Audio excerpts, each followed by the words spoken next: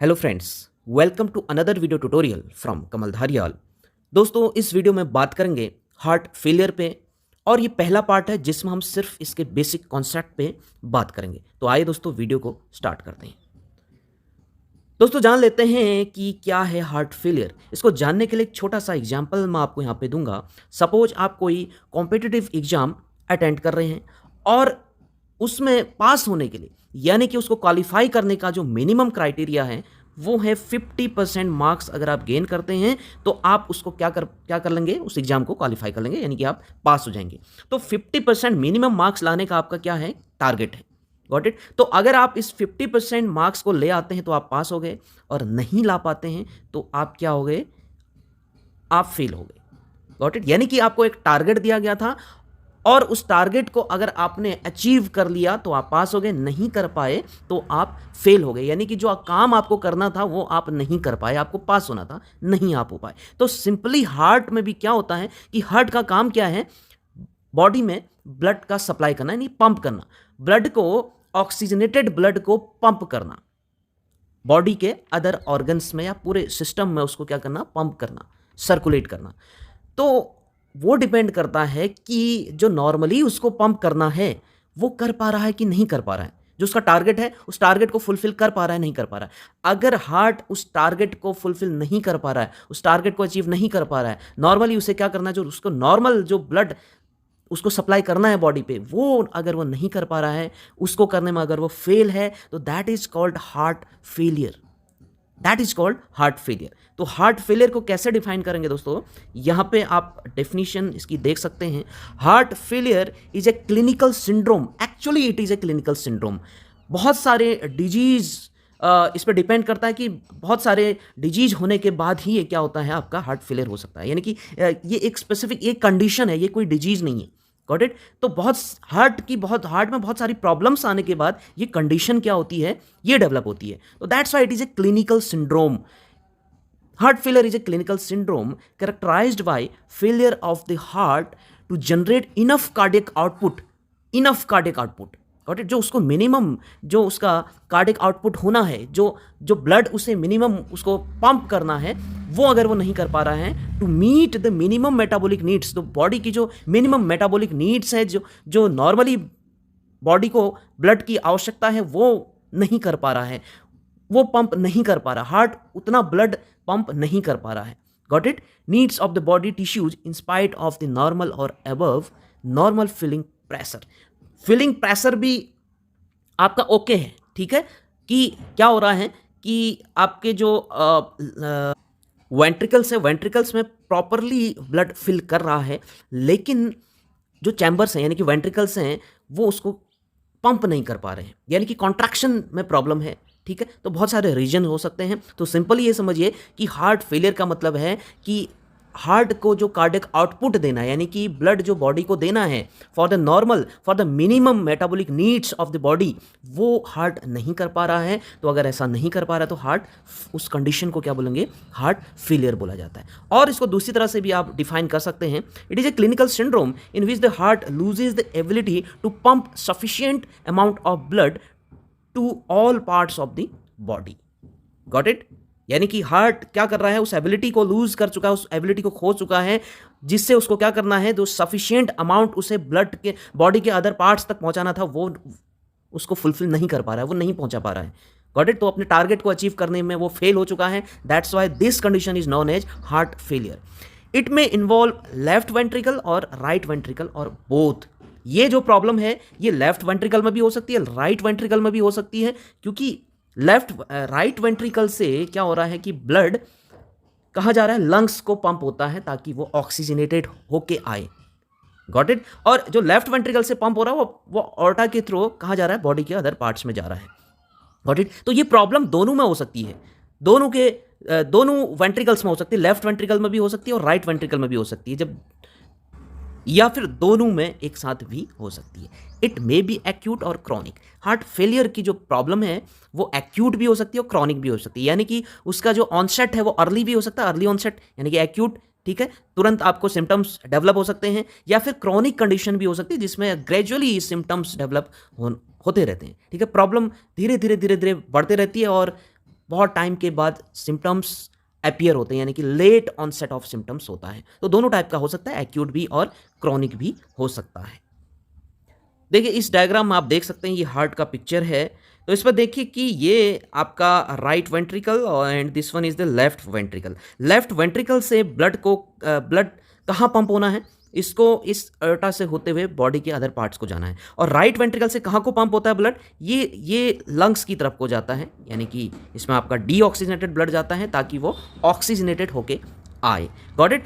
तो जो फेलियर हम बात कर रहे हैं, हार्ट फेलियर की बात कर रहे हैं, वो दोनों में आपकी हो सकती है। लेफ्ट वेंट्रिकल में से भी हो सकती है वो प्रॉब्लम आपकी, और राइट वेंट्रिकल से भी हो सकती है। यानी कि दोनों में अगर कॉन्ट्रैक्शन की प्रॉब्लम आ रही है, ठीक है, लेफ्ट वेंट्रिकल के जो मसल्स हैं वो कॉन्ट्रैक्ट नहीं कर पा रहे हैं, तो सिस्टोल नहीं होगा। सिस्टोल नहीं होगा तो ब्लड आपका पंप नहीं हो पाएगा। पंप नहीं होगा तो एडिक्वेट जो आपका कार्डियक आउटपुट है वो जनरेट नहीं होगा। तो एडिक्वेट आउटपुट अगर कार्डियक आउटपुट अगर जनरेट नहीं हो पा रहा है तो इसका मतलब हार्ट क्या है, अपनी जो नॉर्मल उसका जो टारगेट है उसको फुलफिल नहीं कर पा रहा है। That means heart failure, heart आपका फेल है। Got it. वो आपका अपना नॉर्मल फंक्शन नहीं कर पा रहा है, जो उसको नॉर्मल ब्लड सप्लाई करना है, ब्लड पंप करना है, वो उसे नहीं कर पा रहा है। तो that is called heart failure. अब इसके बहुत सारे रीजन हो सकते हैं। Got it. तो दोस्तों हार्ट फेलियर कंप्लीटली किस पे डिपेंड कर रहा है, कार्डियक आउटपुट पे डिपेंड कर रहा है। अगर कार्डियक आउटपुट आपका अच्छा नहीं है, एडिक्वेट कार्डियक आउटपुट नहीं जनरेट हो रहा है, तो दैट मीन्स हार्ट फेलियर हो रहा है।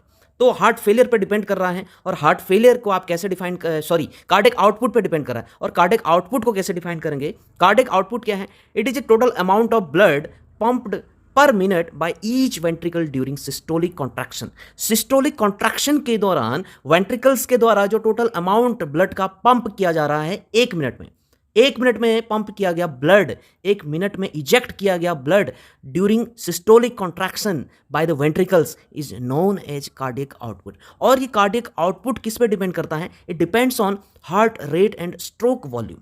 स्ट्रोक वॉल्यूम और हार्ट रेट, यानी कि एक मिनट में आपका जो हार्ट है वो कितनी बार पंप कर रहा है, कितनी बीटिंग कर रहा है, हार्ट बीट कितनी हो रही है एक मिनट में, उसको क्या बोलते हैं, उसको हार्ट रेट बोलते हैं।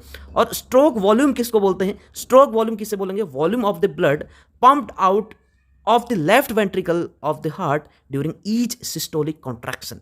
लेफ्ट वेंट्रिकल से वो ब्लड का वो वॉल्यूम पंप हो रहा है, यानी कि प्रत्येक सिस्टोलिक कॉन्ट्रैक्शन के दौरान लेफ्ट वेंट्रिकल से जो ब्लड का वॉल्यूम पंप्ड हो रहा है, इजेक्ट हो रहा है, that is called stroke volume. तो कार्डियक आउटपुट एक तो स्ट्रोक वॉल्यूम पे डिपेंड करता है और दूसरा हार्ट रेट पे डिपेंड करता है। अब ये स्ट्रोक वॉल्यूम क्या है, स्ट्रोक वॉल्यूम आपका इसको कैलकुलेट किया जाता है एंड डायस्टोलिक वॉल्यूम से, जब आप एंड सिस्टोलिक वॉल्यूम को माइनस कर दें। अभी एंड डायस्टोलिक और एंड सिस्टोलिक वॉल्यूम क्या है, एंड डायस्टोलिक वॉल्यूम का मतलब है कि ड्यूरिंग द डायस्टोल, यानी कि जब आपके वेंट्रिकल्स फिलिंग कर रहे हैं, उनमें जब क्या हो रहा है, ब्लड आपका फिल कर रहा है, तो एंड में ड्यूरिंग दिस डायस्टोल, डायस्टोल के एंड में जो जितना ब्लड उसमें क्या हो गया, फिल हो गया, जितना अमाउंट उस वेंट्रिकल में फिल हो जाए, that total amount is and diastolic volume. Got it. इससे आप समझ सकते हैं, यहां पे देखिए कि ये वेंट्रिकल है आपके लेफ्ट वेंट्रिकल और राइट वेंट्रिकल।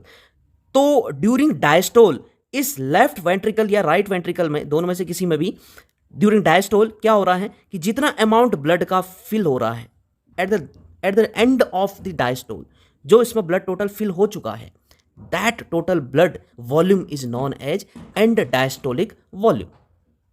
Got it. तो इधर आ जाइए। तो एंड डायस्टोलिक वॉल्यूम की तो ये बात होगी। एंड सिस्टोलिक वॉल्यूम किसको बोलेंगे, एंड सिस्टोलिक वॉल्यूम, आप फिर हम इधर पे आएंगे। एंड सिस्टोलिक वॉल्यूम का मतलब है कि during the systole, got it, या आप कह सकते हैं eight the end of the systole, जब सिस्टोल आपका हो चुका है, यानी कि वेंट्रिकल्स का कॉन्ट्रैक्शन हो चुका है, वेंट्रिकल्स का कॉन्ट्रैक्शन हो चुका है, कॉन्ट्रैक्शन हो जाने के बाद, यानी कि कॉन्ट्रैक्शन हुआ और ब्लड क्या हुआ, पंप हो गया। Got it. ब्लड आपका पंप होके वेंट्रिकल से बाहर चला गया, तो टोटल कंप्लीट ब्लड इस सिस्टोल के दौरान पंप आउट नहीं होता है, थोड़ा सा जो ब्लड है वो इस वेंट्रिकल में रह जाता है। Got it. थोड़ा सा वेंट्रिकल में रह जाता है, तो that volume of the blood, that remaining volume, got it, जो बच चुका है, जो बचा हुआ ब्लड वहां पे है, उस बचे हुए ब्लड का वॉल्यूम, उसका amount is known as end systolic volume. Got it. अब आइए देखिए एग्जाम्पल के लिए, सपोज मैं बोलूँ कि मैं नॉर्मल एंड डायस्टोलिक वॉल्यूम की बात कर लूँ, तो नॉर्मली एंड डायस्टोलिक वॉल्यूम होता है नॉर्मल 130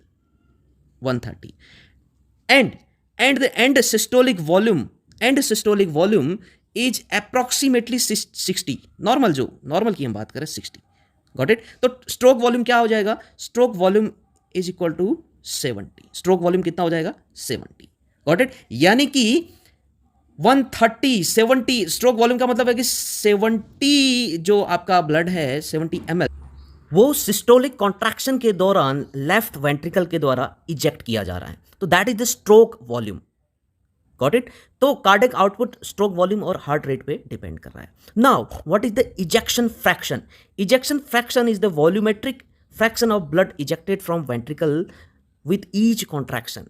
तो इसको कैसे कैलकुलेट किया जाएगा, इसके कैलकुलेशन के लिए स्ट्रोक वॉल्यूम को एंड डायस्टोलिक वॉल्यूम से डिवाइड किया जाता है और उसको 100 से मल्टीप्लाई कर दिया जाता है। तो सपोज यहाँ पे हमारा 70 आया था और एंड डायस्टोलिक वॉल्यूम 130 था, तो 70 अपॉन 130 मल्टीप्लाइड बाई 100, तो ये आपका आ जाएगा इजेक्शन फ्रैक्शन। और नॉर्मल इजेक्शन फ्रैक्शन की अगर मैं बात करूं तो इसको परसेंटेज में कैलकुलेट किया जाता है, क्योंकि 100 से मल्टीप्लाई किया जा रहा है, तो फ्रैक्शन का मतलब ही क्या है, परसेंटेज से है। तो नॉर्मली 55 to 65% इजेक्शन फ्रैक्शन होना चाहिए नॉर्मल बॉडी का, गॉट इट। तो अगर इतना इजेक्शन फ्रैक्शन नहीं हो रहा है तो दैट मीन्स वो कंडीशन को हम क्या बोलेंगे, हार्ट फेलियर उसको बोला जाएगा। अब बात करते हैं कि कार्डिक आउटपुट में वेरिएशंस कैसे आते हैं। कार्डिक आउटपुट में दो तरह के वेरिएशंस आ सकते हैं, एक तो फिजियोलॉजिकल वेरिएशंस आ सकते हैं और एक पैथोलॉजिकल वेरिएशंस आ सकते हैं। तो फिजियोलॉजिकल वेरिएशंस की बात करते हैं तो इनमें बहुत सारे हैं, जैसे एज यानी कि अगर कोई बच्चा है तो बच्चे में ब्लड वॉल्यूम कम होता है, तो एज कैसे इसको इफेक्ट करेगा, अगर ब्लड वॉल्यूम कम है तो कार्डिक आउटपुट भी क्या होगा, कम होगा, गॉट इट। और उम्र बहुत बढ़ने के साथ यानी कि ओल्ड एज में भी ब्लड वॉल्यूम कम होने की वजह से भी आपका कार्डिक आउटपुट कम हो सकता है।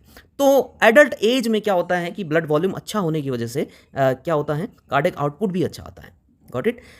Next physiological variation is sex में फीमेल्स में कार्डिक आउटपुट कम होता है क्योंकि ब्लड वॉल्यूम फीमेल्स में मेल के कंपैरिजन में कम होता है। देन टेम्परेचर कैसे इफेक्ट करता है, वैसे नॉर्मल एक मॉडरेट टेम्परेचर, एनवायरमेंटल टेम्परेचर इस पर कोई ज़्यादा इफेक्ट नहीं करता, लेकिन अगर 30 डिग्री सेल्सियस से ऊपर अगर टेम्परेचर मैटर अगर हो रहा है तो वो मैटर करता है कि वो क्या करेगा, इतना टेम्परेचर बढ़ने पे कार्डिक आउटपुट भी आपका बढ़ जाएगा, क्योंकि क्या हो रहा है कि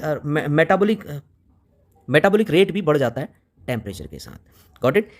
इमोशनल कंडीशंस में आपको पता है कि इमोशंस की कंडीशन में एड्रिनल हार्मोन्स बॉडी से रिलीज होते हैं और उनमें जो कैटेकोलेमाइन है, कैटेकोलेमाइन क्या करता है, वो हार्ट रेट को इंक्रीज कर देता है, तो हार्ट रेट इंक्रीज होने से फोर्स ऑफ कॉन्ट्रैक्शन भी बढ़ जाता है, जिसकी वजह से कार्डिक आउटपुट भी क्या हो जाता है, बढ़ जाता है, गॉट इट। आफ्टर मील, भोजन करने के बाद, खाना खा लेने के बाद कुछ टाइम तक क्या होता है कि बॉडी का बेसल मेटाबॉलिक जो रेट है वो बढ़ जाता है, यानी कि सेल्स का बीएमआर बढ़ जाता है। तो बेसिक मेटाबॉलिक रेट बढ़ने की वजह से क्या होता है कि कार्डिक आउटपुट भी बढ़ जाता है, क्योंकि ऑक्सीजन की डिमांड बढ़ जाती है सेल्स को। तो ऑक्सीजन की डिमांड बढ़ने से ऑक्सीजन कहाँ से मिल रही है टिश्यूज को, ब्लड से मिल रही है। तो ज़्यादा ब्लड की रिक्वायरमेंट होगी, तो ज़्यादा ब्लड अगर रिक्वायर्ड है तो कार्डिक आउटपुट भी क्या हो जाएगा, बढ़ जाएगा। एक्सरसाइज की कंडीशन में भी क्या होता है कि बेसल मेटाबॉलिक रेट बढ़ जाता है, ऑक्सीजन टिश्यूज को एक्सेसिव ऑक्सीजन की रिक्वायरमेंट होती है, तो उस ऑक्सीजन रिक्वायरमेंट को फुलफिल करने के लिए ज़्यादा ब्लड की रिक्वायरमेंट होती है, ज़्यादा ब्लड की रिक्वायरमेंट है तो कार्डिक आउटपुट भी क्या होता है, बढ़ जाता है। प्रेगनेंसी के केस में भी कार्डिक आउटपुट बढ़ जाता है, गॉट इट। और दूसरे हैं आपके पैथोलॉजिकल वेरिएशंस में कुछ आपके इंक्रीज कार्डिक आउटपुट को इंक्रीज करने वाले वेरिएशंस और कुछ डिक्रीज करने वाले। इंक्रीज करने वाले कौन से, जैसे फीवर है due to increased oxidative process, और एनीमिया है ड्यू टू हाइपोक्सिया। एनीमिया की कंडीशन में हाइपोक्सिया हो जाती है, तो अगर हाइपोक्सिया है तो उस हाइपोक्सिया को फुलफिल करने के लिए, यानी कि ऑक्सीजन की रिक्वायरमेंट को फुलफिल करने के लिए कार्डिक आउटपुट भी बढ़ जाता है, गॉट इट। ऐसे ही हाइपरथायरॉयडिज्म की कंडीशन में, क्योंकि हाइपरथायरॉयडिज्म में क्या होता है कि आपके जब थायराइड हार्मोन ज़्यादा रिलीज होते हैं तो थायराइड हार्मोन क्या करते हैं, बेसिक मेटाबॉलिक रेट को इंक्रीज कर देते हैं। तो बेसिक मेटाबॉलिक रेट जब इंक्रीज होता है तो आपको कार्डिक आउटपुट भी इंक्रीज हो जाता है।